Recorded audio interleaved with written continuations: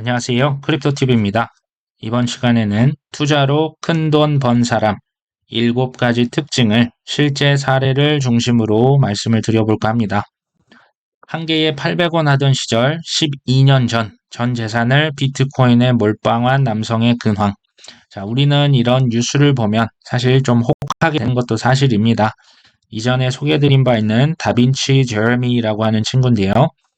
소프트웨어 엔지니어였다고 합니다. 2011년 3월 비트코인에 투자했고요. 당시 비트코인은 870원 정도 했습니다. 5월에는 비트코인에 투자할 것을 강력 추천했는데요. 재밌는 건 2달 사이에 비트코인 가격이 170배가 오른 15만 원으로 올랐다는 것입니다.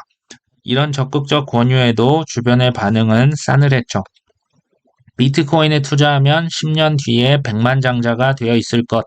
맞는 말이죠. 하지만 그 당시에 모든 사람들이 자기를 비웃었다라고 술회했습니다. 12년 전 모습이니 조금 영한 모습이죠. 제발 1달러만이라도 비트코인 좀 사보세요. 제발 부탁드립니다. 손실을 보시면 제가 금, 은을 팔아서라도 메꿔 드릴 테니 제발 1,000원어치라도 비트코인을 사보세요 라고 사정을 했었던 기억이 납니다. 자, 투자로 큰 돈 번 사람 공통점 첫 번째는요. 남들이 모두 비웃었을 때 샀습니다. 두 번째, 그것도 엄청 많은 양을 헐값에 샀습니다. 이게 지금 쉽게 적혀 있지만 그렇게 쉬운 내용은 아니죠. 자, 그 다음 제가 소개해드릴 분은 앨런 맥클러라고 하는 분이고요. 저와 함께 한국에서도 7, 8년 이상 3D 프린팅과 비트코인 관련 행사를 같이 진행했던 투자 쪽의 회장님입니다. 맥클러 미디어 코퍼레이션의 회장이었죠. 한국에서도 7년 이상 저와 함께 3D 프린팅 행사, 흑자를 내면서 큰 유명세를 타기도 하셨던 분인데요. 실제 전시회 광경입니다. 이런 전시회와 이제 컨퍼런스를 주 수입원으로 해서 수익을 가져갔었던 기억이 납니다. 자, 이분이 2018년 9년도에서부터 또 저희 측에 뭘 제안하셨냐? 퀀텀 컴퓨팅으로 행사를 하자고 이전부터 수도 없이 제안을 해 왔었습니다. 하지만 그때 당시 제가 몸담고 있었던 회사는 이를 거절했습니다. 왜 그랬을까요? 자, 한국 시장에는 지금은 퀀텀 컴퓨팅 하면 대부분 들어서 알고라도 있죠. 그때 당시만 해도 한국의 시장 자체가 형성이 되어 있지 않았습니다. 대기업은 물론이고 중소기업이 한 개, 두 개 이 정도 가지고는 행사를 개최할 수가 없었죠. 그래서 거절했던 기억이 납니다.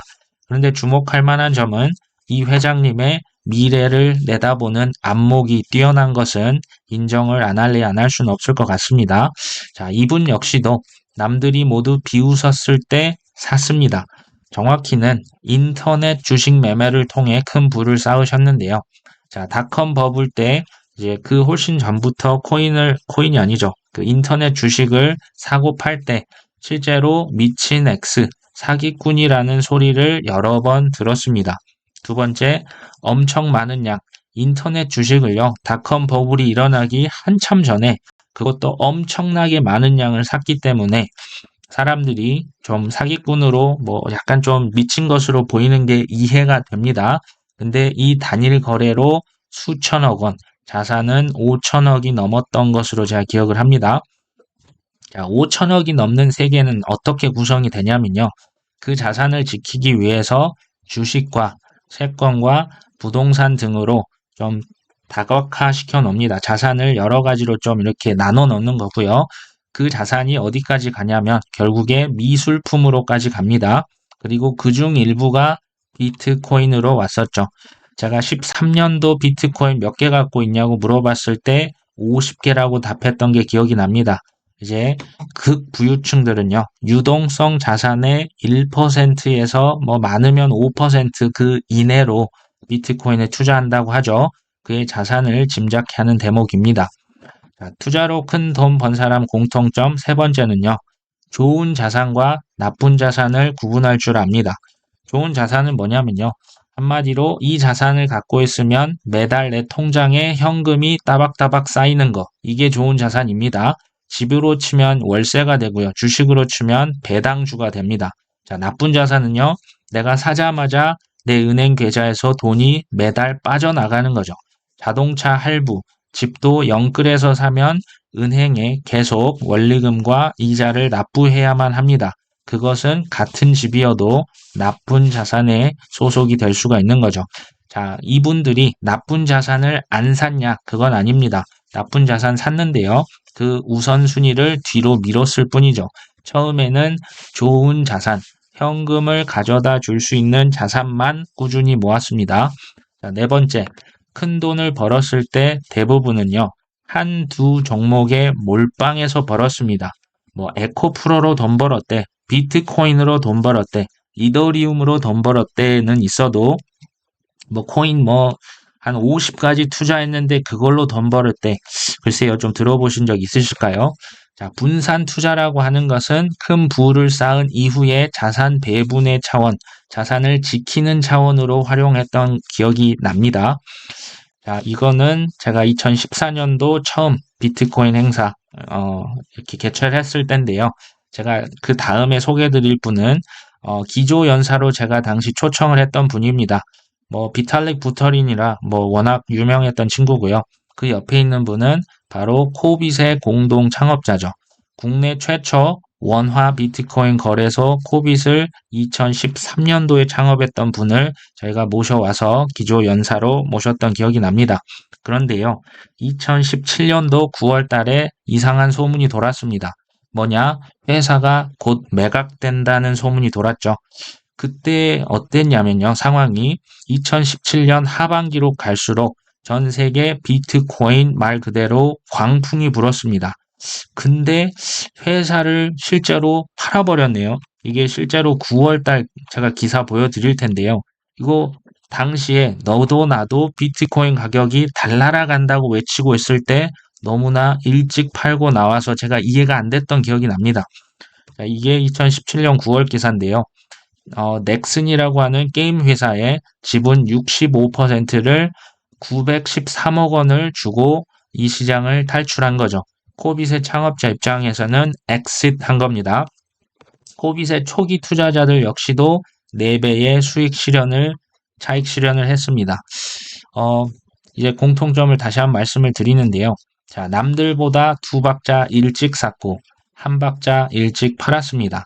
제가 이분들을 보면서 느꼈던 공통점이, 자, 2박자 일찍 샀다는 것은 남들이 볼 수 없었던 것을 볼 줄 아는 안목이 있었다는 거고요. 자, 1박자 일찍 팔았다라고 하는 것은 이 닷컴 버블을 경험했던 세대입니다. 인터넷이 전 세계를 뒤바꿔 놓을 것이라는 걸 알았지만 그 어떤 신기술도 거품이 끼고 그 거품은 반드시 꺼진다는 것을 이미 경험했던 세대였기 때문에 비트코인도 그 거품이 최정점에 달하기 이전에 그냥 전량 매도하고 시장을 빠져나왔던 거라고 보시면 됩니다. 예전에 스티브 워즈니악이라고 하는 애플의 공동 창업자도 2017년 12월에 그냥 팔고 나왔던 게 기억이 나네요. 자, 6번째, 시장 폭락, 비웃음에 1도 굴하지 않았죠. 7번째, 그들이라고 해서 항상 좋았던 날만 있었을까요? 자, 제가 말씀드린 코빗의 창업자분은 13년도에 창업을 하고 초기에 투자도 많이 받았지만 14, 15, 16, 17년도 오면서 실제로 그 초기에 쌓아놨던 투자금이 모두 바닥이 나고 맙니다. 자, 17년도 3월 달에는 실제 폐업을 염두에 두었다고 하죠. 하지만 예기치 않는 비트코인 가격 폭등으로 인해서 그 이후는 여러분이 아시는 그대로입니다. 자, 그 어떤 성공했던 사람들도요, 길고 길었던 하락장을 거치지 않았던 투자자는 없었습니다. 이것을 잘 견디고 또 견뎠다. 마지막으로 정리해보면요. 남들이 모두 비웃었을 때 샀습니다. 그것도 엄청 많은 양을 헐값에 샀습니다. 세 번째, 좋은 자산과 나쁜 자산을 구분하고 좋은 자산, 현금을 가져다 주는 자산을 꾸준히 모았고요. 네 번째, 큰 돈을 벌었을 때 대부분은 한두 종목에 몰빵했었다. 분산 투자는 그 이후였다. 다섯 번째, 남들보다 2박자 일찍 샀고 1박자 일찍 팔고 시장을 떠났다. 여섯 번째, 시장 폭락 비웃음에 전혀 굴하지 않았고요. 기나긴 하락장을 견디고 또 견뎠다. 그리고 마침내 찾아온 상승장에 끝자락에 남들보다 조금 일찍 팔고 시장을 떠났다.